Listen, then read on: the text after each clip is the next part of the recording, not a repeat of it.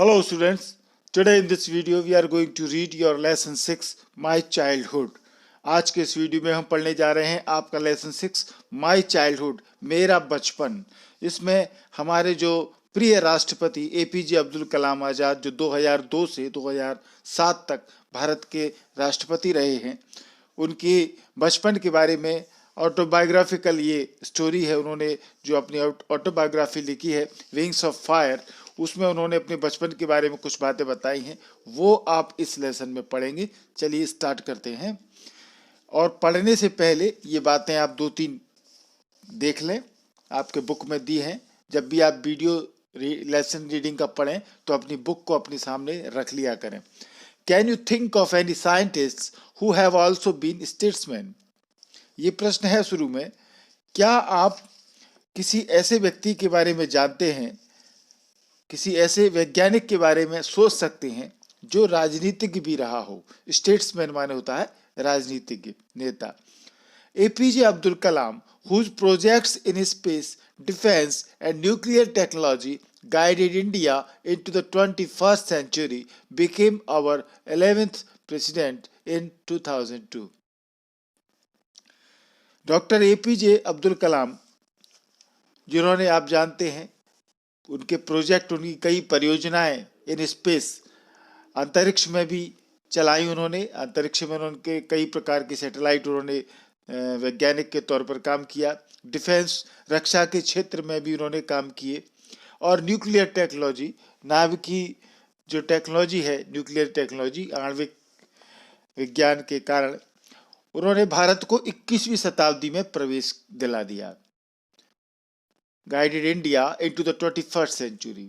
और ये हमारे 2002 में 11वें राष्ट्रपति बने। In his autobiography Wings of Fire he speaks of his childhood. वो अपनी आत्मकथा जिसका नाम है विंग्स ऑफ फायर, उसमें अपने बचपन के बारे में बताते हैं। वो बातें हम इसमें पढ़ेंगे। चलिए स्टार्ट करते हैं। I was born into a middle class Tamil family in the Iceland town of Rameswaram in the erstwhile Madras state. मेरा जन्म पुराने मद्रास राज्य में, पुराने यानी कि erstwhile यानी कि जो फॉर्मर, पहले, अभी तो क्षेत्र बदल गए हैं, जो पहले जिसको मद्रास राज्य बोला जाता था, उसमें रामेश्वरम नामक एक द्वीपीय शहर, द्वीप माने जहां आइसलैंड होता है, तो आइसलैंड पर रामेश्वरम के आसपास समुद्र है। रामेश्वरम नामक द्वीपीय शहर के एक मध्यम वर्गीय तमिल परिवार में हुआ था। Middle class Tamil family. My father Jainulabdeen had neither much formal education nor much wealth. मेरे पिता जैन उलाब्दीन को न तो कोई औपचारिक शिक्षा मिली थी, ज़्यादा पढ़े लिखे नहीं थे, फॉर्मल एजुकेशन उनकी ज़्यादा नहीं थी, और न ही उनके पास ज़्यादा वेल्थ था, पैसा था। डिस्पाइट दीज डिसएडवांटेज, इन कमियों के बावजूद, इन असुविधाओं के बावजूद भी, he possessed great innate wisdom and a true generosity of spirit. पिता के पास न पैसा ज़्यादा था, न ज़्यादा वो पढ़े लिखे थे, इसके बावजूद भी वो एक इननेट यानी कि होता है सहज, स्वाभाविक, जो इनबॉर्न होता है, तो स्वाभाविक एक बुद्धिमता, विजडम उनके अंदर थी। और वो ट्रू जनरसिटी ऑफ स्पिरिट यानी सच्ची आध्यात्मिक उदारता उनके अंदर थी, यानी वो उदार व्यक्ति थे और सहज बुद्धि जो सामान्य व्यक्ति में होती है, उस तरह के वो व्यक्ति थे मेरे पिता। He had an ideal helpmate in my mother Ashima. और उनको मेरी माताजी आशिमा, जिनका नाम था आशिमा, मेरी माताजी उनको एक आदर्श सहायक के रूप में मिली। आदर्श सहायक थी उनकी। हेल्पमेट मानी सहायक, जो उनकी मिसेज थी यानी इनकी माँ अब्दुल कलाम की अच्छी सहायक थी। वो बताते हैं Abdul Kalam, I do not recall the exact number of people she fed every day. उस सहायक इसलिए बोलते हैं क्योंकि वो बोलते हैं, आगे देखिए, मुझे उन लोगों की पूरी संख्या तो याद नहीं जिन्हें वह प्रतिदिन भोजन खिलाती थी। यानी बहुत से लोगों को खाना खिलाती थी वो। आज तो कोई एक दो आदमी भी घर में आ जाए तो परेशान हो जाता है। तो उनकी जो माँ थी एपीजे कलाम की, वो अब्दुल कलाम कहते हैं कि उनके पति की वो अच्छी सहायक थी, यानी उनके पिता की जो पत्नी थी वो। परंतु वो कहते हैं कि मुझे एग्जैक्ट नंबर तो उन लोगों का नहीं पता जिनको कि वो रोज खाना खिलाती थी, but I am quite certain that far more outsiders ate with us than all the members of our own family put together. पर मुझे पूरा विश्वास है कि हमारे पूरे परिवार के कुल सदस्यों से भी कहीं अधिक आउटसाइडर, बाहर के लोग भोजन करने आते थे, भोजन करते थे, इसीलिए वो बहुत से लोगों को खाना खिलाती थी। I was one of many children, a short boy with the rather undistinguished looks, born to tall and handsome parents. उनके जो माता पिता थे अब्दुल कलाम के, वो लंबे और सुंदर थे। तो वो कहते हैं, मैं लंबे और सुंदर माता पिता के यहाँ पैदा होने वाले कई बच्चों में से एक था। बहुत से भाई बहन थे, उनमें से ये एक थे। We lived in our ancestral house. हम अपने पैतृक मकान में रहते थे। वो आके अपने ये भी बताते हैं, बॉर्न टू टॉल हैंडसम, यानी कि वो शकल सूरत से अपेक्षाकृत अनडिस्टिंग्विश्ड लुक्स था उनका, अपेक्षाकृत साधारण बच्चे वो लगते थे। और वो अपनी पैतृक मकान में रहते थे। एंसेस्ट्रल माने पैतृक, जो दादा परदादाओं का होता है, मकान में रहते थे। Which was built in the middle of the 19th century, जो कि 19वीं शताब्दी के मध्यकाल में बनाया गया था। It was a fairly large pucca house made of limestone and brick. ये रामेश्वरम में जो ये मकान था इनका पुराना, ये कहाँ था? On the mosque street in Rameswaram. जो रामेश्वरम में मस्जिद मोहल्ला था, मस्जिद मोहल्ले में चूने तथा ईंटों से बना हुआ काफी बड़ा पक्का मकान था ये। ब्रिक यानी ईंटें और लाइमस्टोन माने चूना। तो ये पक्का मकान जिसको बोलते हैं कि ईंट पत्थर से जो बना हो, वो पक्का मकान होता है। तो क्योंकि पहले उस जमाने में, बहुत पहले की बात है, तो कच्चे मकान ही हुआ करते थे। परंतु वो कहते हैं इनका जो मकान था वो रामेश्वरम की मस्जिद गली में एक ईंट और चूने से बना हुआ बहुत बड़ा पक्का मकान, पुश्तैनी मकान था, जो कि 19वीं शताब्दी के मध्यकाल में बनाया गया था। My austere father used to avoid all inessential comforts and luxuries.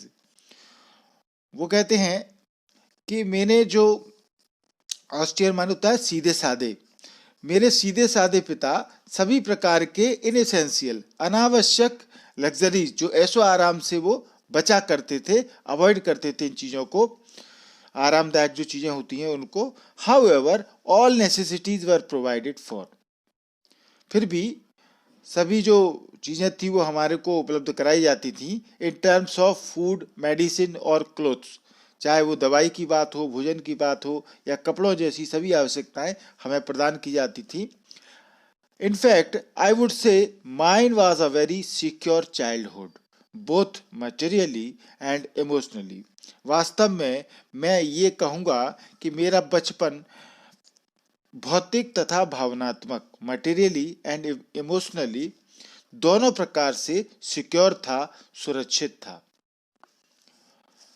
The second world war broke out in 1939। 1939 में द्वितीय विश्व युद्ध शुरू हो गया था, छिड़ गया था। When I was 8 years old, जब मैं 8 साल का था।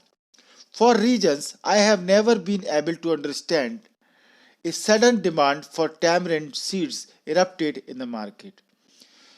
कारण क्या रहा मुझे नहीं पता, पर उस समय इमली के, टैमरिंड माने इमली, सीड्स माने बीज, तो इमली के बीजों की मांग अत्यधिक बढ़ गई थी। अब कारण क्या था? क्योंकि मैं छोटा था, मैं समझ नहीं पाता था।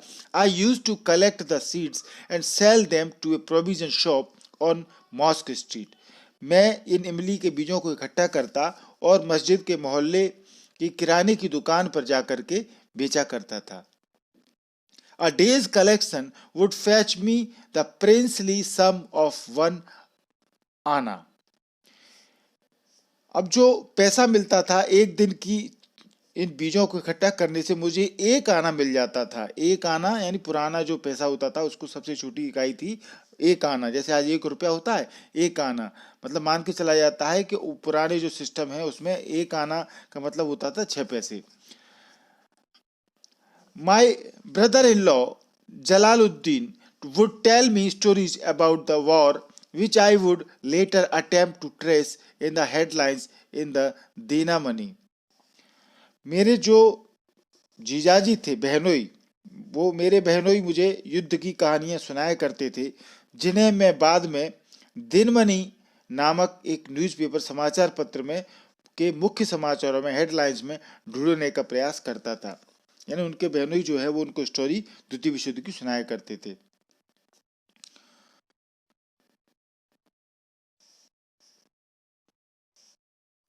दीनामणि अखबार का नाम है। ये क्वेश्चन आता है इस लेसन में, दीनामणि क्या है। अवर area being isolated was completely unaffected by the war. हमारा जो क्षेत्र था एकांत होने के कारण से, यानी इनका जो गांव था, मोहल्ला था, वो एकांत की जगह पर था, तो पूरी तरीके से युद्ध से अप्रभावित था, ज़्यादा प्रभावित नहीं था ये जहाँ रहते थे। But soon India was forced to join the Allied forces and something like a state of emergency was declared। परंतु जल्दी ही, अब चूंकि उस समय अंग्रेजों का राज्य था हमारे भारत में, 1939 की बात है, तो द्वितीय विश्व युद्ध हुआ तो अंग्रेजों की फौजों ने भाग लिया, परंतु फिर भारत की फौजों को भी उनके साथ में भाग लेना पड़ा। यानी जो अलाइड फोर्सेस था द्वितीय विश्व युद्ध में, एक तरफ तो जर्मनी था और दूसरी तरफ यूके यूनाइटेड किंगडम, रूस और यूनाइटेड स्टेट ऑफ अमेरिका थे एक पार्टी ग्रुप में। तो यूनाइटेड किंगडम की तरफ से हमको भी, इंडिया को भी भाग लेना पड़ा। तो ये अलाइड फोर्सेस थे, एक संगठित सेना जिसको बोलेंगे, मित्र देश की सेनाएं।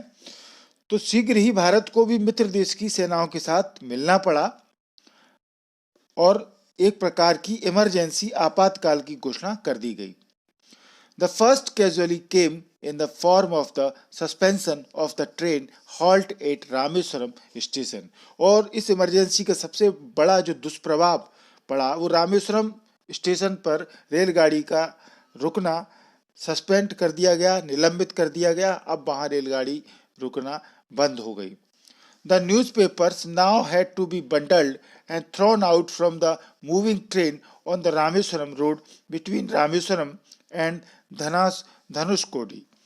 अब उस समय रेलगाड़ी से अखबार आया करते थे, तो जो अखबारों का बंडल था वो बांध करके चलती रेलगाड़ी से रामेश्वरम और एक जगह है धनुषकोडी, उसके बीच में रामेश्वरम सड़क पर फेंकना पड़ता था। That forced my cousin Shamsuddin who distributed newspapers in Rameswaram to look for a helping hand to catch the bundles, and as if naturally I filled the slot। अब सड़क पर फेंकना पड़ते थे ट्रेन से अखबार, तो मेरा जो चचेरे भाई थे शमसुद्दीन, वो बंडल पकड़ने के लिए उनको एक हेल्पर की आवश्यकता थी और नेचुरली, स्वाभाविक रूप से मैंने वो जगह ले ली, स्थान ले लिया। Shamsuddin helped me earn my first wages. Shamsuddin ने मुझे मेरा पहला जो मेहनतनामा होता है, तनख्वाह, वेज माने तनख्वाह, वेतन, वो कमाने में सहायता की। हाफ अ सेंचुरी लेटर, और आज आधी शताब्दी के पश्चात, I can still feel the surge of pride in earning my own money for the first time. तो उस समय अखबार के बंडल इकट्ठे करते समय जो मेरी पहली कमाई हुई थी, आज भी उस पहली बार अपने धन कमाने के गर्व को मैं अनुभव कर सकता हूं। Every child is born with some inherited characteristic into a specific socio economic and emotional environment. हर बच्चा एक विशेष सामाजिक, आर्थिक तथा भावनात्मक वातावरण में कुछ उत्तराधिकार में प्राप्त गुणों के साथ जन्म लेता है। यानी कोई भी बच्चा जो पैदा हुआ है उसका एक अपना मोहल्ला होता है, अपना घर होता है, जिसकी कुछ सामाजिक बाउंड्रीशन होती हैं, कुछ इकोनॉमिक कंडीशन होती हैं, कोई अमीर परिवार में, कोई गरीब परिवार में होता है, कोई भावनात्मक वातावरण भी होता है महत्वपूर्ण, कोई बड़े परिवार में पैदा होता है, कोई छोटे परिवार में पैदा होता है। तो उसके साथ में कुछ जन्मजात, कुछ उत्तराधिकार में भी गुण उसके साथ जन्म लेते हैं, ये वो बातें कहते हैं। Every child is born with some inherited माने जो उत्तराधिकार में चीजें मिलती हैं, characteristic, into a specific socio economic and emotional environment and trained in certain ways by figures of authorities. और फिर उसको जो उसके आसपास लोग रहते हैं अधिकार प्राप्त, चाहे वो रिश्तेदार हों या माँ बाप हों, चाचा भाई हों, कोई भी हो, उनसे ही उसको ट्रेनिंग मिलती है, प्रशिक्षण मिलता है, जिनसे कि वो बड़ा होता है, एक निश्चित ढंग का प्रशिक्षण उसको मिलता है। तो इनको ट्रेनिंग कहाँ से मिली? I inherited honesty and self discipline from my father. तो मुझे मेरे पिताजी से ईमानदारी तथा आत्म अनुशासन प्राप्त हुआ। From my mother I inherited faith in goodness and deep kindness, and so did my 3 brothers and sister. और माता जो मेरी थी उनसे मुझे अच्छाई में विश्वास करना मुझे मिला, तथा जो गहरी दयालुता होती है, काइंडनेस, दयालुता भी मिली थी माता जी से। और वो जो मुझे मिला वही कुछ मेरे 3 भाई और बहनों को भी मिला था। यानी कि पिता माता की बड़ाई करते हुए कहते हैं कि उनसे जो इनको चीजें मिली वो बता रहे हैं। I had 3 close friends in my childhood. अब वो कहते हैं बचपन में मेरे 3 घनिष्ठ मित्र थे, फास्ट फ्रेंड थे। रामानंद शास्त्री, अरविंदम एंड शिव प्रकाशन, ये 3 के नाम है दोस्तों के उनके, रामानंद शास्त्री, अरविंदम और शिव प्रकाशन, ये इनके खास दोस्त थे। All these boys were from Orthodox Hindu ब्राह्मण फैमिली। ये सभी जो कट्टर ब्राह्मण फैमिली होते हैं उनसे थे। As children none of us ever felt any difference amongst ourselves because of our religious differences and upbringing. भिन्न भिन्न धर्मों और पालन पोषण के बावजूद भी बचपन में हम में से कोई भी खुद को दूसरों से भिन्न नहीं समझता था। In fact, Ramanand Shastri was the son of Pakhi Lakshman Shastri, the high priest of the Rameswaram temple. जो मेरा दोस्त था रामानंद शास्त्री, वो तो रामेश्वरम मंदिर के सबसे बड़े पुजारी पाची लक्ष्मण शास्त्री का पुत्र था। Later, he took over the priesthood of Rameswaram temple from his father. और बाद में वो अपने रामेश्वरम मंदिर के पुजारी का कार्यभार उसको अपने पिता से प्राप्त उसको मिला, मेरे दोस्त को, यानी मेन पुजारी बन गया था वो रामेश्वरम मंदिर का। फिर दूसरा दोस्त था Aravindan. Went into the business of arranging transport for visiting pilgrims. वो अरविंदन आने वाले जो तीर्थ यात्री आते थे रामेश्वरम में, उनके लिए यातायात के प्रबंध के धंधे में, बिजनेस में वो लग गया। और एंड शिव प्रकाशन became a catering contractor for the southern railway. और तीसरा दोस्त था शिव प्रकाशन, वो दक्षिण रेल विभाग में भोजन तथा खान पान का ठेकेदार बन गया। जो ट्रेनों में खाना मिलता है उसका ठेकेदार वो बन गया था। During the annual Shri Sitarama Kalyanam ceremony, our family used to arrange boats with a special platform for carrying idols of the Lord from the temple to the marriage site. अब वो बताते हैं कि उनके घर के लोग क्या काम करते थे।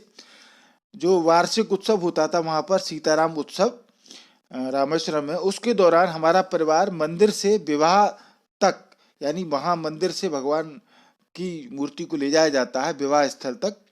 हर साल ये शादी का कार्यक्रम होता है, जो कि ये जगह जो थी जहाँ शादी होती थी वो हमारे घर के समीप राम तीरथ नामक तालाब के बीच में स्थित थी।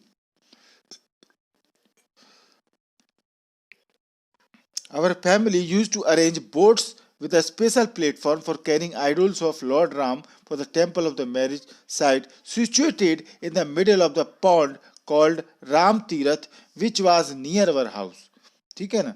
तो राम तीर्थ, भगवान राम की मूर्तियों को ले जाने के लिए एक विशेष प्रकार की बोट्स, कश्ती, नाव का भी प्रबंध हम करते थे।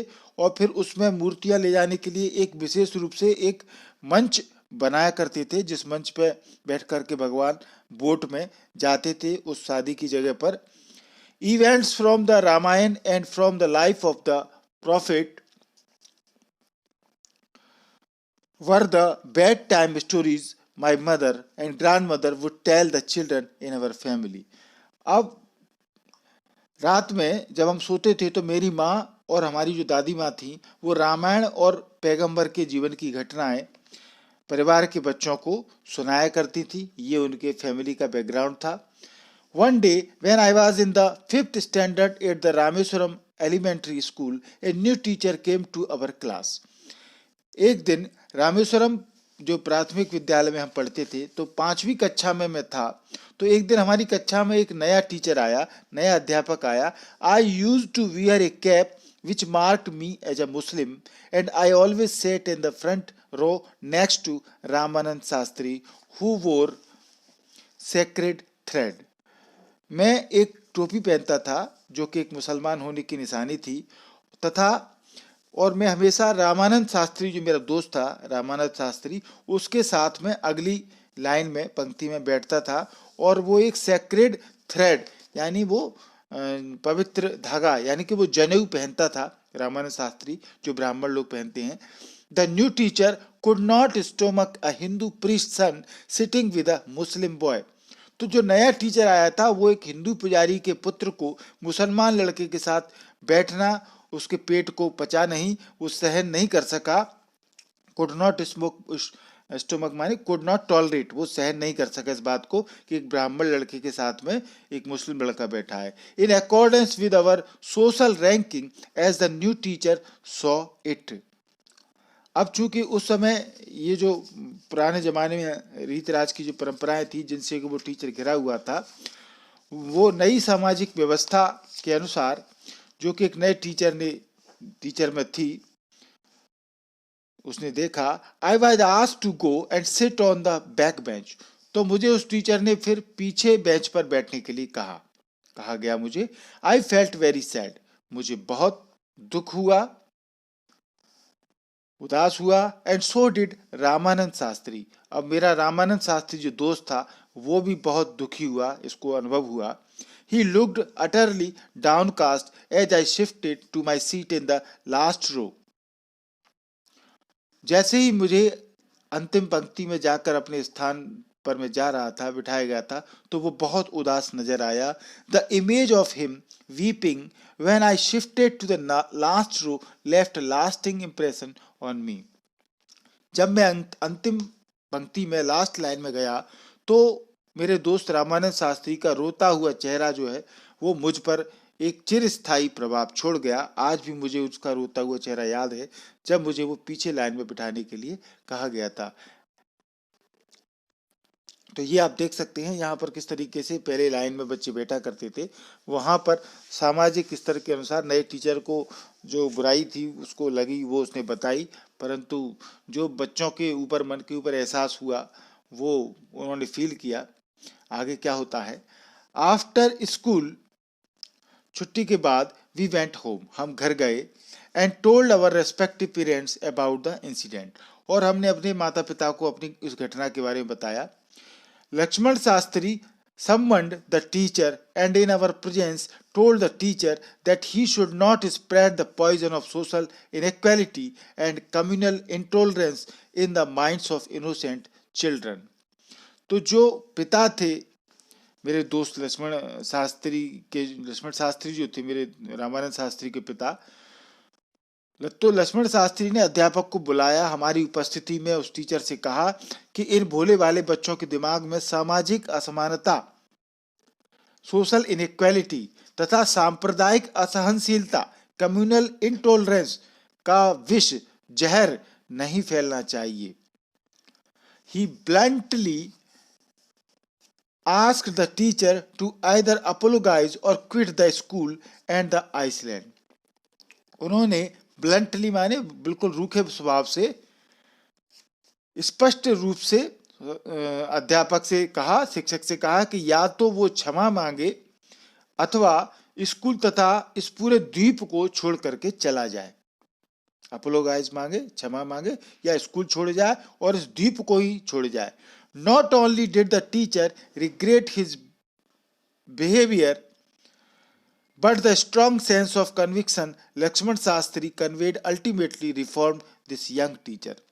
अध्यापक ने न केवल अपने व्यवहार पर अफसोस व्यक्त किया, बल्कि लक्ष्मण शास्त्री द्वारा दर्शाए गए इस दृढ़ विश्वास ने इस युवा अध्यापक को सुधार भी दिया, सुधर गया वो। On the whole, the small society of Rameswaram was very rigid in terms of segregation of different social groups. नई सामाजिक कुल मिलाकर यह है कि रामेश्वरम का छोटा सा समाज जो है वो भिन्न भिन्न सामाजिक समूहों के अलगाव, सेग्रीगेशन यानी सेपरेशन होता है के बारे में बहुत दृढ़ था। नॉट फ्लेक्सिबल, रिजिड था वो, यानी कठोरता थी वहाँ। However, my science teacher Shiv Subramaniam Iyer, though an orthodox Brahman with a very conservative wife, was something of a rebel. परंतु फिर भी मेरे एक साइंस के टीचर थे, विज्ञान के अध्यापक, जिनका नाम था शिव सुब्रमण्यम अय्यर, जो कि एक रूढ़िवादी ऑर्थोडॉक्स ब्राह्मण थे तथा जिनकी पत्नी जो थी वो भी कंजर्वेटिव यानी कि लकीर का फकीर जो होता है, परिवर्तन का विरोधी नहीं होता है ऐसा व्यक्ति। उनकी पत्नी बहुत रूढ़िवादी थी वो भी, और तो वो साइंस टीचर रिवेल हो गए यानी विद्रोही बन गए इन चीज़ों के जो चलती थी। He did his best to break social barriers so that people from varying backgrounds could mingle easily. उन्होंने सामाजिक अवरोधों को तोड़ने का भरसक प्रयत्न किया, सामाजिक साइंस टीचर ने, ताकि भिन्न भिन्न पृष्ठभूमियों के बैकग्राउंड के लोग आपस में मिंगल हो सकें, आसानी से मिल सकें। He used to spend hours with me and would say, वो घंटों मेरे साथ बैठा करते थे, व्यतीत किया करते थे और मुझसे कहा करते थे, कलाम, I want you to develop so that you are on par with the highly educated people of the big cities. वो कहते थे, कलाम, मैं चाहता हूं कि तुम उन्नति करो, विकास करो, ताकि तुम बड़े शहरों के उच्च शिक्षा प्राप्त लोगों के साथ बराबरी कर सको, उनके समान तुम बन जाओ। तो ये कहते थे कि तुम बहुत पढ़ो लिखो। वन डे, एक दिन, he invited me to his home for a meal. एक दिन उन्होंने मुझे अपने घर पर खाने के लिए आमंत्रित किया। His wife was horrified at the idea of a Muslim boy being invited to dine in her ritually pure kitchen. अब उनकी जो पत्नी थी वो भी पुराने विचारों की थी। इस विचार से वो डर गई कि एक मुसलमान लड़का धार्मिक रूप से उनके पवित्र रसोई घर में भोजन करने के लिए आमंत्रित किया जा रहा है। She refused to serve me in her kitchen. उन्होंने रसोई घर में मुझे खाना परोसने से इनकार कर दिया।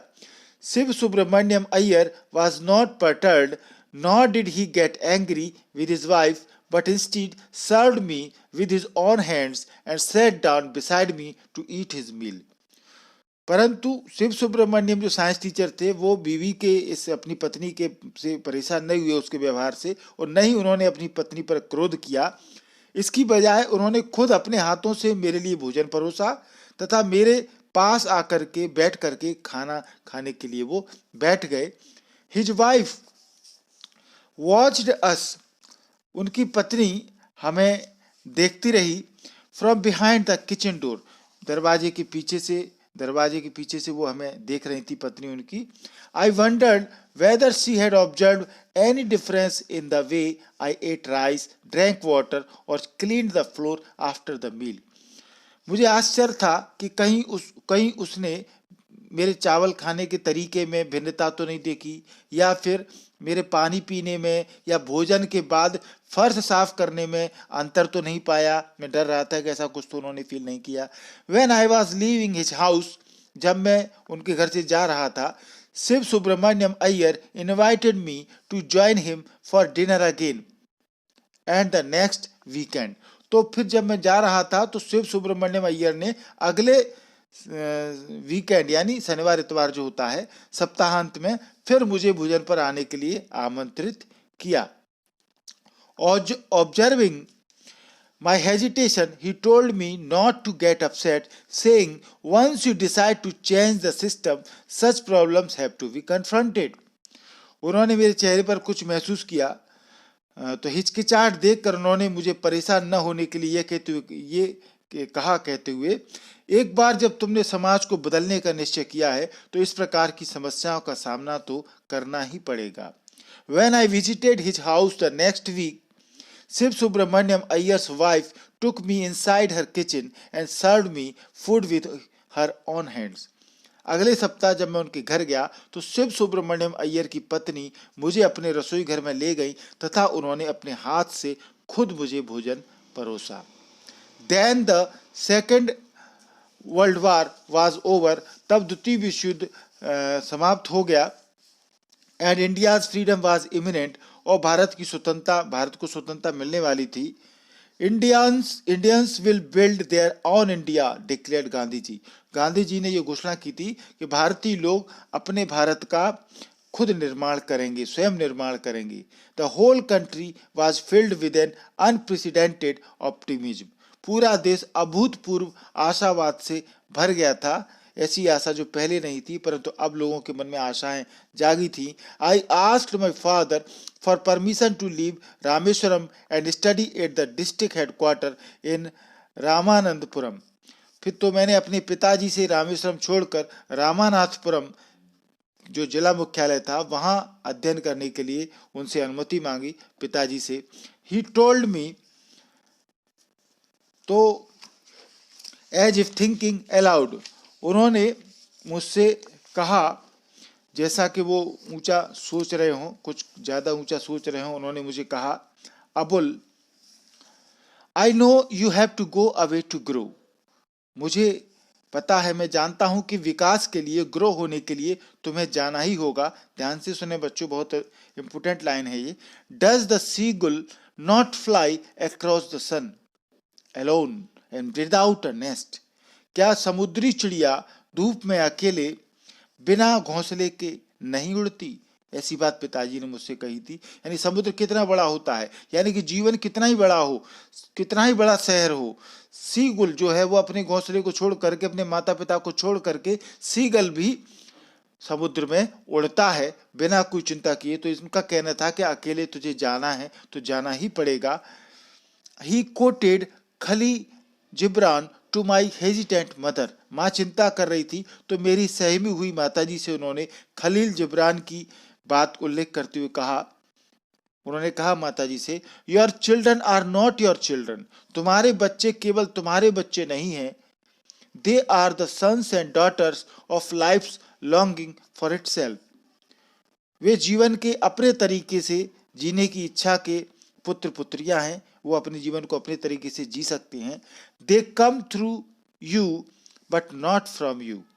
वे तुम में से नहीं बल्कि तुम्हारे माध्यम से आते हैं. ठीक है ना, तुम्हारे माध्यम से जमीन पर पैदा हुए हैं, बाकी वो भगवान ने भेजे हैं. ये कहने का मतलब है, you may give them your love. तुम उन्हें अपना स्नेह प्यार दे सकती हो, बट नॉट योर थॉट्स. परंतु अपने विचार नहीं दे सकती. For they have their own thoughts. क्योंकि उनके पास उनके अपने खुद के विचार हैं. तो ये कहानी आपने पढ़ी. ये एपीजे अब्दुल कलाम ने अपनी जो ऑटोबायोग्राफी है विंग्स ऑफ फायर, उससे ये लिया गया है पार्ट. कहानी स्टोरी आपको समझ में आई होगी. ये वीडियो आपको अच्छा लगा हो, थैंक यू पूरा वीडियो देखने के लिए. अभी तक आपने एमपी इंग्लिश क्लासेस को सब्सक्राइब नहीं किया है तो जरूर सब्सक्राइब करें. सब्सक्राइब करना फ्री है, कोई पैसा आपका इंटरनेट बैलेंस नहीं कटता है. आप बिल्कुल टेंशन न लें. सब्सक्राइब का बटन आपको अपने मोबाइल में देखिए दिख रहा होगा लाल कलर से. इसको आप टच करेंगे तो ये लाल कलर का व्हाइट कलर बदल जाएगा. चैनल सब्सक्राइब हो चुका है. बहुत फायदे होते हैं सब्सक्राइब करने के. और बगल में बेल आइकॉन घंटी को जरूर दबाएं तो 3 ऑप्शन आएंगे. घंटी दबाने से ऑल वाला बटन आप दबाएंगे तो मैं जो भी वीडियो बनाऊंगा वो तुरंत आपके मोबाइल पर पहुंच जाएगा. और भी आपको हमारे ग्रामर के और रिलेटेड वीडियो चाहिए तो हमने प्लेलिस्ट आपकी क्लास की बना रखी है. आप अपने मोबाइल में हमारे चैनल की प्लेलिस्ट में जाएंगे तो आपको सारे वीडियो मिल जाएंगे. आपकी क्लास रिलेटेड ग्रामर के वीडियो भी आपको सारे मिल जाएंगे. इस वीडियो को पूरा देखने के लिए आपका थैंक यू, धन्यवाद.